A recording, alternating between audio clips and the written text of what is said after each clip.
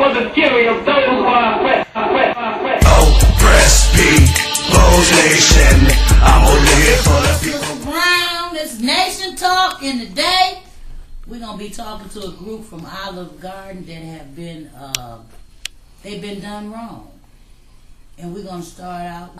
What's your name, young man? My name is Clarence Adams. What happened with you at Olive Garden? What they do to you? Well, I used to do production and backup, and my position was to make all the sauces in the restaurant. I remember I'm gonna say about 100 recipes. Back there, working there is wild. It's like real crazy. Like you see some of the crazy things like done to people that you would say like, how can you do that?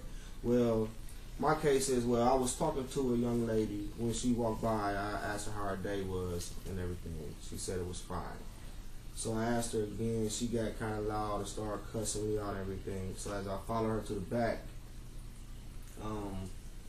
we had a little disagreement. I asked her, don't talk to me like that. And I had a witness there at the time too. So as the manager comes through the door, she get to saying how I touched her. And physically touched her and felt her and everything, which I did not. I didn't say anything. I just left and went back to my station. So the manager comes out. He have her come in the office. Now remind you that we just had a little verbal altercation. When she comes out the office, it comes out to be a sexual harassment. I don't know how it came from being a sexual harassment just that fast. Now, from the past times that I've been around situations like that, the managers there, they're like, I want to say the word grimy, because that's how deep it gets. Like, they'll have you go in there, in front of everybody, it'll be one thing, but when you come out the office, it'll be something totally different. When I went in there, they had me write a statement and asked me, like, the whole time I'm writing my statement, he got a smile on his face, like a smirk. Basically saying, like, I know, you know what I'm saying, you're history. We've been going to get rid of you for a long time. Like, I know why is the reason why they used her as a scapegoat to get me gone. For the swift fact is, I know, like, how the managers say they can't tell a female employee by their name, but they can damn sure say, well, I know who that is right there because the way her butt is shaped, the way her body is formed, you know. Like, as an employee, I'm thinking, like, wow. So you just basically like hire females just for their body and their looks. You're not hiring them just for their experience of what they can do for your corporation. Like they repeat words and passes off the walls. They don't live by that code. They say it's supposed to be all for one and one for all. That's a lie, man. Like for the past 2.5, 3 years I've been there, I seen them set people up for failure. Like set you up bad. Well, give us an example. Like with this guy named Sam, for example. He's I don't know how to really say gay. that. He's gay. No, okay. no. I don't know. No, let's be politically correct. It's called he has an alternative lifestyle. He have an alternative lifestyle. Now. He's still my friend. I don't look at him no different, no way. I talk to the guy. He's a cool person. But I'm using for an example though. Is he white or black? Sam is black. Okay. Sam is a good person. He travels from East Cleveland to Harvard. That's kind of about a good journey on the bus. Now, I remind you that. The bus runs like every hour. Like, I want to tell you some times during the winter where this past winter, it was cold. Everybody know that who don't ride, who don't have a car have to get on the bus. They will call this guy up there and have him come all the way up there in the dead time of winter. And when he get there, they send him right back home. How fair is that? You're not going to offer this guy no food. You're not going to offer this guy anything. You're not even going to let him stay. You're going to send him back home. Not call him and tell him, don't come up here. Okay, there's been another time where they do so much stuff. It's a lot to remember. When I first started there, this guy named Rich, me and him had a couple words. From that day point, I have 3 days a week on my schedule. My rent at that time was $425. How can you pay your rent 3 days a week? And you making smart comments like, well, when it comes down to the scheduling, I have a piece of paper with names on there. those names on that paper is gonna be the ones that don't get any hours. Now you can call it race, you can call it whatever you want to call it. I'm gonna tell you, when the Mexicans come in, they get all the hours in the world, and they can't even barely speak English correct.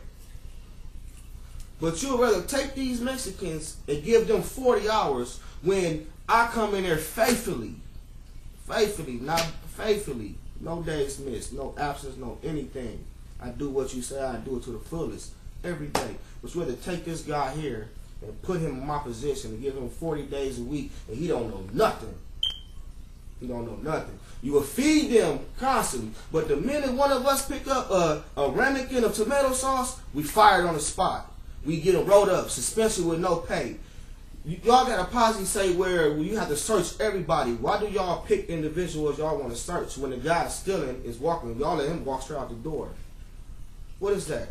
And once again, I'm gonna jump back to the server thing. You know, why are you hiring females if you don't know their name and come tell me? You're supposed to be my supervisor. You don't have to hold conversations with me about this female. Oh, she got a great butt, a good butt, you know, a big butt. Let me see. I got like a whole lot of stories. Oh, another reason too. I was working at the old store and the manager pushed up on an employee and pushed her like this. Her name is Heather, and at the time the server name was Robin. Pretty lady. Heather walked up on her and pushed her. At the time, I'm a small fish in a pond. I have no choice but to turn my back and go away. Because if they put me in the office, the GM asked me, his name was Brian. He said, well, Clarence, did you see this manager push her? I had no choice but to say no. It was wrong, but I got 3 kids, man. I got to do what I got to do to take care of mine. If I would have said yes, no telling this woman would have got fired. I seen her set 2 managers up in 1 week, and they both got fired on the same day. What do I got coming? I ain't got nothing coming. So my best bet was me, since I was fear of me losing my job, was to say, no, Brian, I didn't see anything. I didn't see nothing. He looked at me and said, I know you did, but I can't say yes because there's no telling she's going to get out of here. You see what I'm saying? And by me saying no, I kept my job and watched her get him replaced, the GM and the manager, in the same day, in the same week, get out the door. I had nothing coming, so I felt like I went wrong. So you mean to tell me they have their favorites, and their favorites pretty much... No, we don't say favorite, we don't say homies and friends. Okay, homies and friends. And the homies and friends pretty much can do whatever. Do whatever. And in order for you, in that particular situation, with you having 3 kids, your rent 4 something, in order for you to keep your job, the safest thing for you to do was to lie and say, I didn't see nothing. I didn't see nothing. I have to. It's a shame how, like, right, where we, like, as, like, in employees, they say it's don't, in the handbook, it says no manager is allowed to even associate with any employees. Meaning that if we're in the club and the manager come, the manager have to leave. Okay, well, if that's such true statement that y'all stress constantly about no employee, no touching, no sexual harassment charges, right? Why didn't the manager get fired for sleeping with the employee, right? But you tell me, I've been there 2.5 years, I put in work for you guys, like, constantly. You understand? I had to remember recipes constantly for you guys. When no one else would show up for you guys, I came there for you. But you tell me by this girl, and Quasi Cap, she said that Jonathan made her write that statement and say that I touched her. You see what I'm saying? But yet, you got a manager sleeping with an employee, banging her. You know what I'm saying?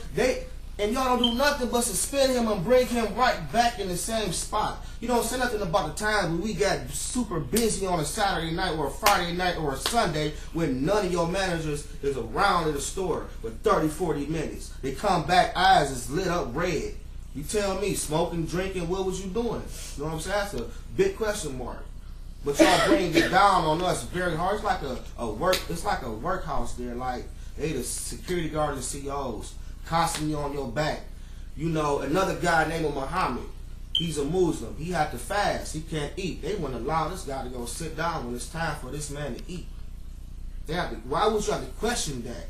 You see what I'm saying? Everyone knows that. You don't question anything that you know for a fact. You see what I'm saying? That's how dirty they play. They play dirty. If they don't like what you do or like what you say, your arm is getting cut. If you don't like it, go home. Another guy named Steph. They made this guy, they cut his shift down to 1 day a week, 4 hours. A lunch shift go from 12 until 4. How tough is that? How bad is that? This guy got a family to feed too, because you don't like what he do or what he say. You're going to mess with his work schedule and his money. You're going to cut this guy down to 1 day. That's what I mean by they set you up for failure. They make you quit. You understand? By feeding you bird crumbs. Tell me this: the young lady that you had, you and her got into the verbal. Were you and her personally involved, or was it strictly just, hey, how you doing? And it wasn't even a hey, how you doing. It was, I don't see this girl at work. I don't see her at nine time, only when I come to work. And the only way I would see her, because where my position was in the back, they got to go across me to get to the dressing room or whatever they had us in this little small box. Okay. You know, where it can't fit 5 people. 5 people is crowded back there. You know what I'm saying? So, like, it wasn't no we friends. It was just a hey, how you doing? Just you looking bad. I want to ask you how you doing, and you flip out. And then on top of that, and then the statements that you get, I'm thinking to myself, you ball the witness statement up and just throw it away, because she telling you quiet on the paper that this man Clarence ain't touched her, no way, no how, no shape, fashion, or form, but you still say sexual harassment. You see what I'm saying? You saying that, and this girl right here saying, man, they made me say that. Did you get a case from this? No, I lost my job right there on the spot. Right there on the spot, no matter. And they tell me, call the number, and when I call dude Peter, Peter, everybody know Peter. You can't talk to him because it's one-sided with them. It's one-sided with him. It's the Olive Garden standard way. That's it. If he tells me on the phone that we don't live by, that's not our motto. That's not our motto. How's that not your motto when your so-called manager is sleeping with the employee? How is that though? You know what I'm saying? You said set by an example. What examples are y'all setting? By coming and telling me you don't know her by her name, but you know her by her butt. This woman laid outside on the ground, outside. They probably say 20. I want to give her 45 minutes outside in 85-degree weather. You can put it in 80. It's still hot.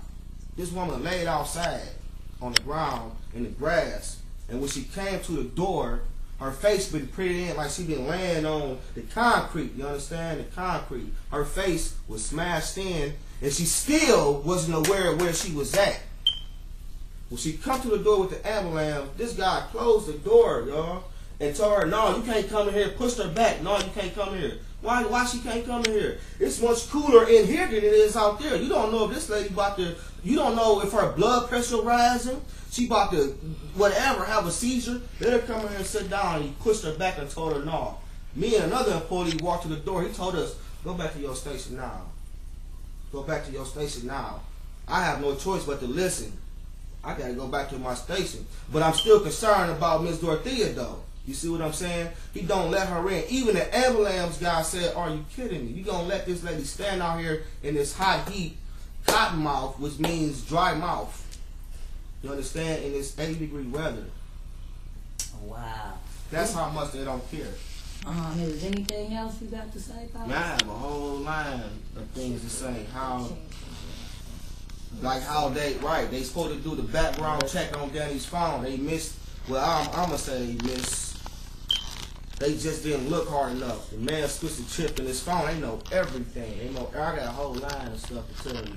How they would leave us in the store for hours. This woman wasn't lying when she said that. We have been in the store controlling that ourselves. If it wasn't for the workers, that store would have been failed down, been collapsed. Because none of the managers know nothing. They too busy outside smoking weed, probably snorting cocaine, drinking Jack Daniels stew. You know what I'm saying? All of that. You understand? Danny and Jonathan outside smoking weed, come back in and they doing nothing. You see what I'm saying? People in there work hard for that. Hard for their money, hard. And there's only one person that I can say that I would honestly give 100% credit to. That is Teresa. She was a culinary assistant manager. That woman in there ran that kitchen by herself with no help for none of y'all. And y'all know I'm not lying when I say it, because I know everything about your conversations about how you so-called found a joint in a bathroom, but Jonathan came back in smelling just like marijuana. You understand? Come on now. You know? He found something in the book before. That's not right. It is the worst spot. And I advise anybody who goes to the spot, fill out an application. You ain't got to believe nothing. Just try it for yourself. You don't have to try, and you will see the same thing we talking about, how they separate you. If they don't like you, man, they just ain't gonna fire you on the spot. No, we gonna torture you first and make you quit. And then when you try to get unemployment, it's gonna be so hard. I quit trying to get unemployment. For what? They'll set you up where it's gonna be hard for you to get anything. Anything. That's all I gotta say, man. Wow. So, pretty much, they fired you unjustly and fired you on the spot. On the spot.